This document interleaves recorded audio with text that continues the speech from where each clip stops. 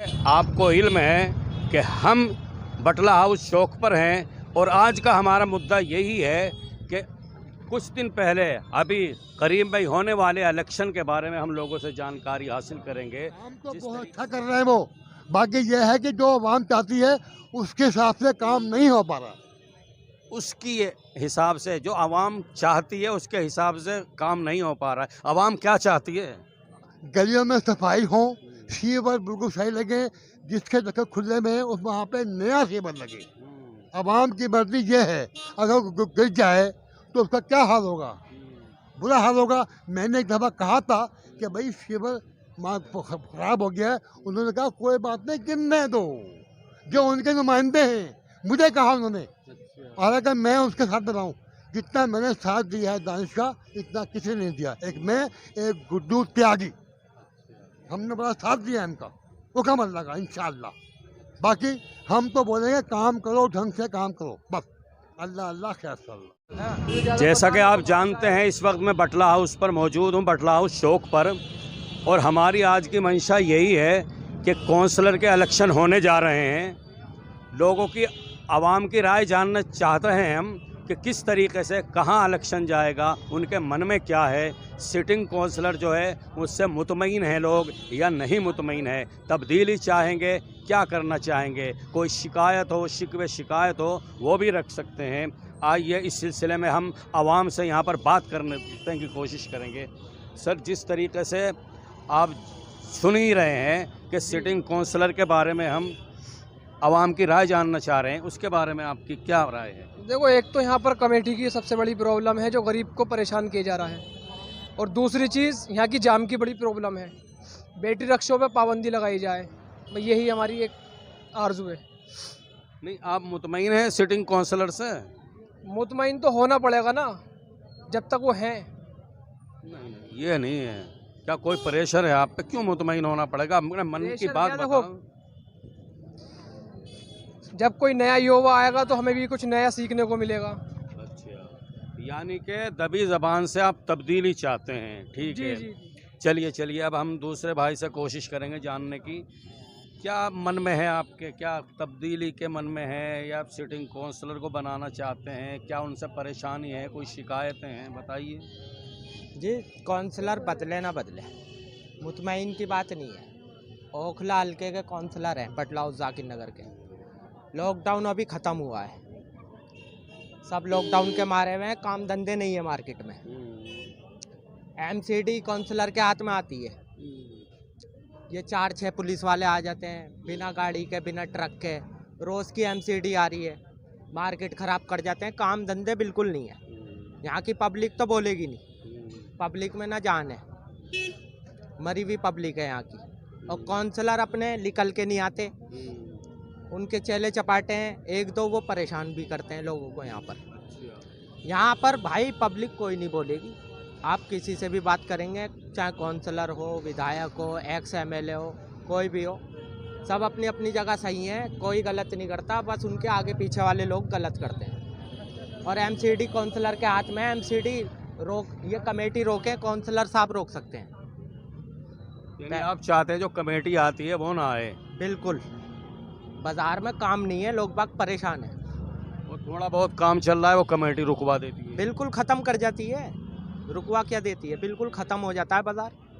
तो कमेटी तो वहाँ आती है जो इलीगल जगह पर लोग ठिये लेकर के बैठ जाते हैं, कमेटी उनको हटाती है। भाई इलीगल जगह पूरा बाज़ार है बटला जाकिर नगर का, लंबा बाज़ार है और एक अरसे पुराना बाज़ार है, नया तो बसा नहीं है। तो इलीगल तो कोई नहीं बैठा, और इलीगल भी बैठा है, सबसे ज़्यादा जाम, ट्रैफिक की परेशानी है, रिक्शों की परेशानी है। जिस तरह कब्रिस्तान से पूरी जगह है वो, वहाँ पर लोग बैठ जाते हैं और रास्ते तंग हो जाते हैं, तो वो उठाती है कमेटी, बाकी अंदर थोड़ी उठाती है। अंदर तक आती है, क्यों नहीं आती अंदर तक? यहाँ तक आती है, सर सैयद रोड तक आती है, अंदर तक जाती है जाकिर नगर तक। काउंसलर साहब किसी को एक भी बार कमेटी नहीं रुकी है, एक भी बार। एक्स एमएलए हैं आसिम मोहम्मद खान, विधायक थे यहाँ के ओखला के। जब तक विधानसभा में रहे कमेटी नहीं आई, पुलिस नहीं घुसी बटला उसकी ढलान के अंदर। जी, अब आराम से आ जाती है? अब आराम से आती है, मनचाहा करते हैं, गालियाँ बकते हैं, डंडे मारते हैं गरीबों के। लेकिन एक बात ये मैं साफ कर दूं, जो ये कब्रिस्तान वाला रोड है, यहाँ पर जो ठिये लगते हैं, यहाँ बटला हाउस में कुछ लोगों ने एलजी को एक ख़त लिखा कि हमें ट्रैफिक की बहुत परेशानी होती है, लिहाजा इन्हें हटवाया जाए। उसकी वजह से यहाँ पे ज़्यादा कमेटी आती है। भाई खत तो वो लोग लिख रहे हैं ना जिनके हलक भरे हुए हैं, गाड़ियों में घूम रहे हैं। जो ठिये रेडी पटरी वाले हैं, रोज के खाने कमाने वाले हैं, वो कहाँ जाएंगे? उन्हें घर बैठ के खिला दो, नहीं लगाएंगे। हाँ, ये बहुत शिकायत है। जैसा कि लॉकडाउन से अभी अभी उभरे ही आवाम, तो जाहिर सी बात है कोई अपना ठिया लेकर बैठ रहा है, रोज़गार चला रहा है, बहुत परेशानी आ रही है। ये अपना दुख दर्द सब सुना रहे हैं यहाँ पर, और हम एक दो से जानकारी हासिल करने की कोशिश करेंगे किस तरीके से क्या तब्दीली लाना चाहते हैं आप। जी देखिए, मैं तो मार्केट के बारे में इतना जानता नहीं, क्योंकि मैं मार्केट से मेरा कुछ लेना देना नहीं होता। मैं ऑफिशियल बंदा हूँ। सो जब भी मैं यहाँ से रेगुलर मॉर्निंग में ऑफिस जाता हूँ तो एक चीज़ हमेशा देखने को मिलती है, यहाँ पे इस मार्केट में सफाई होती नहीं है। हालांकि बटला हाउस मार्केट को आज पूरी दिल्ली जानती है कि बटला हाउस एक मार्केट है, दूर दूर से लोग शॉपिंग करने आते हैं। अभी भी आप देखेंगे, अगर आप वाइट शर्ट पहन के निकलते हैं तो आपकी आधे घंटे में आपकी शर्ट ब्लैक हो जाएगी, मतलब इतनी गंदी हो जाएगी, झाड़ू वगैरह लगती नहीं है। तो बस यही रिक्वायरमेंट है कि रोज़ाना झाड़ू लग जाए तो वो धूल नहीं उड़ेगी। अब मान लीजिए बाइकें चल रही है, गाड़ियाँ चल रही हैं, तो उनसे धूल उड़ती है क्योंकि धूल सूख जाती है। अब झाड़ू रोज़ाना लगेगी तो ये धूल नहीं उड़ेगी। धूल नहीं उड़ेगी तो हम लोग हेल्दी भी रहेंगे, हेल्दी रहेंगे तो काउंसलर भी रहेंगे। जब हमारा जीवन ही नहीं रहेगा तो हम वोट किसे देंगे? वोट किसे देंगे? देखिए, बहुत बहुत बड़ी बात है। आइए हम और थोड़ा सा जानकारी हासिल करने की कोशिश करेंगे। यहाँ से इतने सारे अवाम हैं, जिस तरीके से कुछ लोग पीछे भी भाग रहे हैं, वो बोलने की भी कोशिश नहीं करते। आइए, अभी यहीं के रहने वाले हो, अपना दुख बहुत सारे बात करने की कोशिश भी नहीं करते लोग। जिस तरीके से आप कहाँ के रहने वाले हो? जी मैं यहीं का हूँ, अजीम डेयरी में रहता हूँ। अजीम डेयरी में रहते हो। हम इस तरह सर्वे कर रहे हैं, जो सिटिंग काउंसलर हैं, क्या इससे मुतमईन हैं आप या तब्दीली लाना चाहते हैं? जी देखिए, एक तो इन लोगों ने जो ये मुद्दा उठाया है कि ये ठियों की वजह से जाम लगता है। सबसे पहले तो जाम बैटरी रिक्शों से लगता है, क्योंकि ये लोग 3-3, 4-4 लाइन बना के चलते हैं, जहाँ मर्जी चाहे रोक लेते हैं। और जहाँ मर्जी चाहे रोक कर, जब तक ये हिलते नहीं है, जब तक सवारी से पैसे नहीं ले लेंगे, चाहे आप इनके पीछे कितने हॉर्न बजाते रहो, कुछ भी करते रहो। तो मतलब जो है, मेरा फिर मुद्दा यही है कि सिटिंग काउंसलर से आप मुतमईन हैं? नहीं मुतमईन है, तब्दीली लाना चाहते हैं? जी बिल्कुल।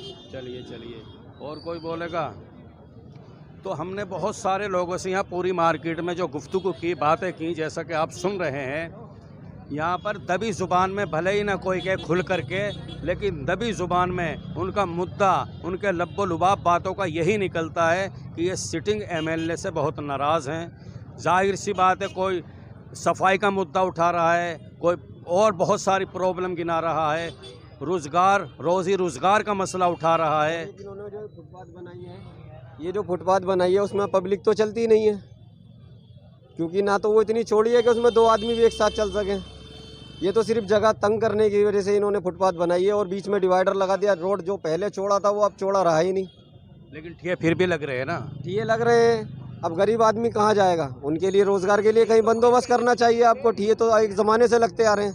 मैं 34-35 साल की उम्र हो गई मेरी, मैं शुरू से अजीम डेयरी में रहा हूँ, मेरे पापा की पैदाइश भी यहीं की है। ठिये तो उस ज़माने से लगते आ रहे हैं, जब तो इतना ट्रैफिक नहीं था।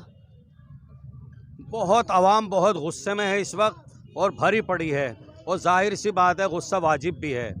अभी लॉकडाउन से लोग उभरे हैं, रोज़गार का बहुत बड़ा मसला है, और जाहिर सी बात है लोगों के पास ज़्यादा पैसा नहीं है, कारोबार नहीं है, तो थोड़ा बहुत अगर कारोबार बाहर बैठ कर के या अपना चला रहे हैं, लेकिन वो भी नहीं चला पाते। बहुत सबकी शिकायत है कि ठिये भी नहीं हटने चाहिए यहाँ पर। जिस तरीके से बटला हाउस कब्रिस्तान में डिवाइडर लगा दिए गए हैं, ये जाहिर सी बात है, ये गैलरी जो बना दी गई है, ये सिर्फ ठिये हटाने के लिए ही बनाई गई है। ये क्यों बनाई गई, किसने बनाई गई?